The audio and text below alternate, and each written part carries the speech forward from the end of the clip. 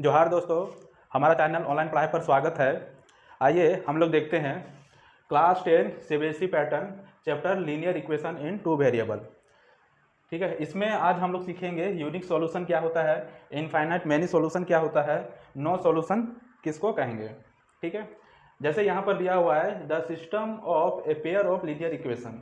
यहाँ पर जो जनरल फॉर्म होता है लीनियर इक्वेशन का वो दिया हुआ है a1x plus b1y plus c1 equal to 0। आगे a2x plus b2y plus c2 equal to 0। तो यहाँ पर ये दो इक्वेशन दिया हुआ है, लीनियर इक्वेशन है ना। अब ये दोनों लीनियर इक्वेशन को कब यूनिक सॉल्यूशन कहेंगे, कब इनफाइनाइट मैनी सॉल्यूशन कहेंगे और कब नो सॉल्यूशन कहेंगे। तो चलिए एक एक करके हम लोग इसको देखते हैं। सबसे पहले देखते हैं यूनिक सॉल्यूशन। इसमें क्या होता है, if a1 by a2 not equal to b1 by b2। ठीक है, अगर ये दोनों इक्वेशन दिया हुआ हो, मान के चलो ये इक्वेशन 1 है और ये इक्वेशन 2 है। बोल रहा है कि अगर ये दोनों इक्वेशन का ratio a1 by a2 ratio b1 by b2 दोनों रेशियो इक्वल नहीं है, इसका मतलब वह यूनिक सॉल्यूशन देगा, है ना। x और y का वैल्यू कुछ यूनिक आएगा, दोनों डिफरेंट आएगा। ठीक है, और जब ग्राफ में देखेंगे तो ग्राफ हम लोग देख सकते हैं कुछ इस तरह से बनता है, जिधर यहाँ पर ये x प्लस और इधर x माइनस होता है, और यहाँ पर y प्लस और इधर माइनस y होता है। ठीक है, इधर पॉजिटिव x एक्सिस है, इधर नेगेटिव x एक्सिस है, इधर positive y axis negative y axis, है ना। तो जब यूनिक सॉल्यूशन होता है तो दो लीनियर इक्वेशन का जो लाइन होता है वो एक दूसरे को इंटरसेक्ट करेगा। आप कहीं पर भी इस तरह से इंटरसेक्ट करा सकते हैं। ये मान के चलो लाइन 1 है और ये लाइन 2 है, तो यहाँ पर इंटरसेक्ट कर रहा है इस पॉइंट पर, यानी यहाँ पर जो भी पॉइंट आएगा, है ना, यहाँ पर x और y का वैल्यू दोनों डिफरेंट होगा। ठीक है, दोनों सेम कभी भी नहीं होगा, दोनों डिफरेंट होगा। ठीक है, और ये कब होगा, जब a1 by a2 not equal to b1 by b2। तो यहाँ पर क्वेश्चन इस तरह से बनता है, दो इक्वेशन इस तरह का दिया हुआ रहेगा, है ना, और पूछेगा कि इसमें से कौन सा जो है यूनिक सॉल्यूशन है, इनफाइनाइट मैनी सॉल्यूशन है या नो सॉल्यूशन है। तो अगर हम लोग को यहाँ पर रेशियो चेक करना है, a1 by a2 not equal to b1 by b2 आता है, तो इसका मतलब ये एक यूनिक सॉल्यूशन बनेगा, जिसका सॉल्यूशन एक यूनिक आएगा, x और y का वैल्यू अलग आएगा, यूनिक आएगा। और अगर ग्राफ दिया हुआ रहेगा इस तरह से और पूछेगा कि ये किस सॉल्यूशन का ये है, तो उसमें हम लोग देख सकते हैं जब दो लीनियर इक्वेशन का लाइन आपस में इंटरसेक्ट करेगा तो हम लोग समझ जाएंगे कि ये एक यूनिक सॉल्यूशन देगा। ठीक है, जब ये दो लाइन आपस में इंटरसेक्ट करेगा तो हम लोग समझ जाएंगे ये एक यूनिक सॉल्यूशन है। ठीक है, चलिए आगे देखते हैं इनफाइनाइट मैनी सॉल्यूशन। इसमें क्या होता है, if a1 by a2 equal to b1 by b2 equal to c1 by c2। ठीक है, जब रेशियो a1 बाई a2 बराबर हो b1 बाई b2 से और b1 b2 बराबर हो c1 बाई c2 से, इसका मतलब यहाँ पर तीनों जो रेशियो है एक दूसरे से इक्वल है, एक दूसरे का इक्वल है। ठीक है, तो जहाँ पर भी इस तरह का अगर दिखे या इस तरह का रेशियो बने, है ना, तीनों रेशियो एक समान हो, तो वहाँ पर उस इक्वेशन को हम लोग इनफाइनाइट मैनी सॉल्यूशन कहेंगे। यानी यहाँ पर x और y का वैल्यू इनफाइनाइट आ सकता है। ठीक है, कुछ भी आ सकता है, इसका कोई ये निश्चित वैल्यू नहीं आएगा, इनफाइनाइट वैल्यू आएगा। अब इसमें हम लोग ग्राफ के थ्रू अगर देखें तो कैसे होगा, अगर यहाँ मान के चलिए ये ग्राफ है मेरा, ये हमारा ग्राफ है। ठीक है, ये है x एक्सिस, ये है x minus axis plus y minus y। तो जब इनफाइनाइट मैनी सॉल्यूशन रहेगा तो दोनों लाइन आपस में एक दूसरे के ऊपर लाई करेगा। अगर यहाँ पर एक लाइन इस तरह से खींच दें तो इसी के ऊपर दूसरा लाइन भी रहेगा, जस्ट एक के ऊपर एक रहेगा।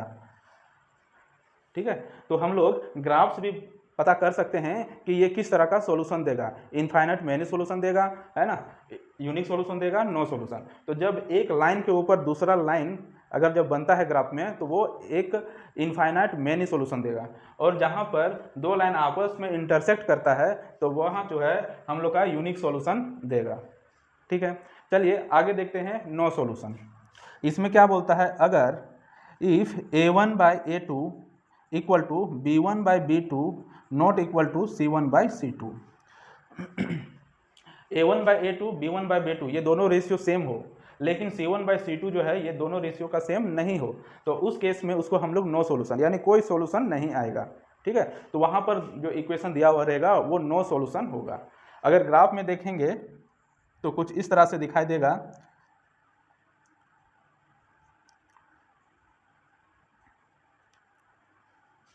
ठीक है, नो सॉल्यूशन में क्या होगा कि ग्राफ का जो लाइन है, यानी दो लीनियर इक्वेशन का लाइन, एक लाइन और ये दूसरा लाइन आपस में एक दूसरे का पैरेलल होगा, आपस में एक दूसरे का पैरेलल होगा, मतलब दोनों के बीच में कुछ डिस्टेंस गैप रहेगा और ये कहीं पर भी दोनों लाइन आपस में नहीं मिलेगा। तो इस तरह का अगर जहाँ पर भी ग्राफ दिखे तो वो समझ जाना है कि वो कैसा सॉल्यूशन है, नो सॉल्यूशन है।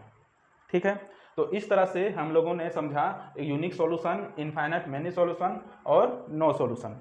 यूनिक सॉल्यूशन में अगर A1/A2 बराबर नहीं है B1/B2 से तो वो यूनिक सॉल्यूशन हो जाएगा। अच्छा, ये A1/A2 B1/B2 क्या है, यहाँ पर देख सकते हैं x का ये कोफिशिएंट है A1, y का कोफिशिएंट है B1 और ये C1 कांस्टेंट वैल्यू है। उसी तरह यहाँ इक्वेशन नंबर 2 में x का कोफिशिएंट है A2, y का कोफिशिएंट है B2, तो यही A1/A2 B1/B2 है। अगर ये इक्वल नहीं है तो यूनिक सॉल्यूशन। अगर तीनों रेशियोस इक्वल है A1/A2 equal to B1/B2 equal to C1/C2 तो उसका मेनी सॉल्यूशन निकलेगा, इनफाइनाइट मेनी सॉल्यूशन। अगर A1/A2 बराबर है B1/B2 से लेकिन C1/C2 बराबर नहीं है तो उस केस में वो नो सॉल्यूशन होगा, है ना, इसका कोई सॉल्यूशन नहीं निकलेगा। इसमें दो वर्ड और आते हैं, कंसिस्टेंट और इनकंसिस्टेंट। कंसिस्टेंट और इनकंसिस्टेंट, तो कंसिस्टेंट किसको बोलेंगे और इनकंसिस्टेंट किसका बोलेंगे। कंसिस्टेंट वैसा सॉल्यूशन है ना, या वैसा लीनियर इक्वेशन बोलेंगे या वैसा सॉल्यूशन बोलेंगे जिसमें एक से अधिक सॉल्यूशन आता हो। कंसिस्टेंट वैसा सॉल्यूशन को बोलेंगे जो एक से अधिक सॉल्यूशन आता हो। तो हम लोग देख सकते हैं यूनिक सॉल्यूशन में भी एक से अधिक एक सॉल्यूशन आता ही है, इनफाइनाइट मैनी सॉल्यूशन में भी एक से अधिक सॉल्यूशन आता है। इसका मतलब यूनिक सॉल्यूशन और इनफाइनाइट मैनी सॉल्यूशन ये दोनों जो है कंसिस्टेंट रहता है, कंसिस्टेंट। और जिसमें कोई भी वैल्यू नहीं देता है नो सॉल्यूशन में तो ये इनकंसिस्टेंट हो गया। ठीक है, तो इसमें क्वेश्चन आता है कि दिए हुए सॉल्यूशन में कौन सा कंसिस्टेंट या इनकंसिस्टेंट सॉल्यूशन है। ठीक है, इसके बाद चलिए इससे रिलेटेड क्वेश्चन करते हैं ताकि और अच्छा से क्लियर हो जाए।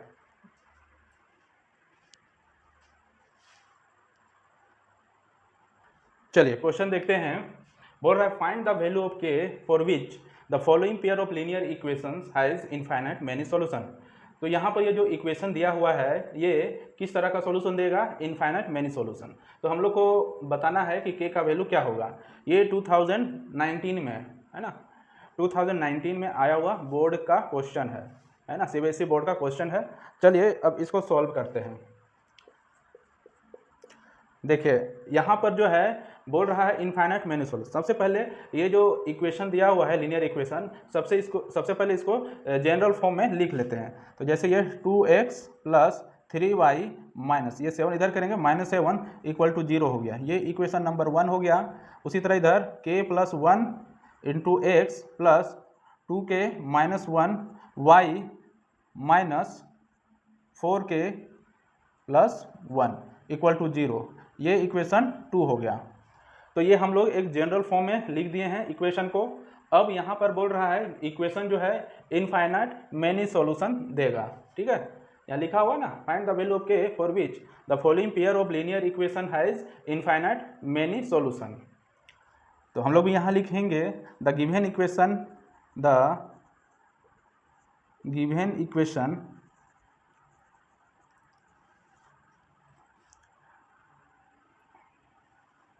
given equations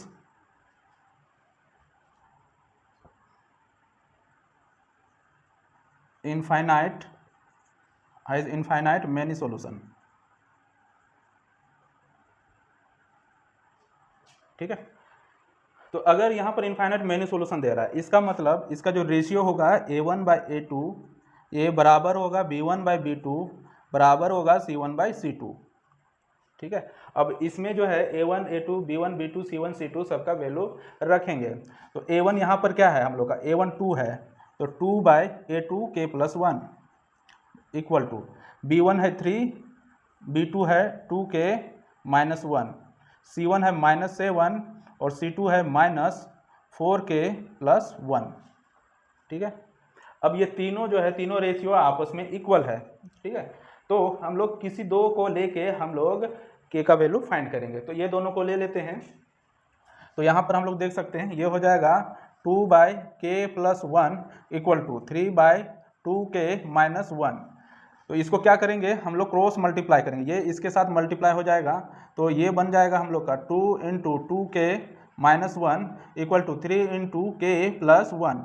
अब इसको मल्टीप्लाई करते हैं, 2 2 जब 4k - 2 इक्वल टू 3k + 3। अब k वाला वेरिएबल एक साइड कर देते हैं, इसको इधर करते हैं, तो 4k - 3k इक्वल टू 3। अब इसको करेंगे इधर +2, तो यहाँ पर 4k - 3k k आ जाएगा, k इक्वल टू 5, यानी यहाँ पर k का वैल्यू आ गया 5। तो यहाँ पर हम लोग ये दोनों रेशियो को ले लिया, हम लोग ये दोनों रेशियो को भी ले सकते हैं, इसको और इसको भी ले सकते हैं। ठीक है, क्योंकि तीनों आपस में इक्वल है, तो कोई भी दो रेशियो को लेके है ना k का वैल्यू हम लोग इस तरह से निकाल सकते हैं। ठीक है, तो हम लोग देख सकते हैं कि इस तरह से इनफाइनाइट मेनी सॉल्यूशन वाला क्वेश्चन जो है किस तरह से यहाँ पर हम लोग k का वैल्यू फाइंड किए हैं, है ना। तो इसी तरह से हम लोग को सॉल्व करना है ना, कंसेप्ट को क्लियर रखना है। तो यहाँ पर हम लोग देख सकते हैं कि इस तरह का क्वेश्चन कैसे बनाया जाता है। ठीक है, नेक्स्ट हम लोग इसी पर बेस्ड है ना लीनियर इक्वेशन इन 2 वेरिएबल्स पर कुछ क्वेश्चन हम लोग करेंगे, है ना। अभी के लिए हम लोग इतना ही रखते हैं। धन्यवाद।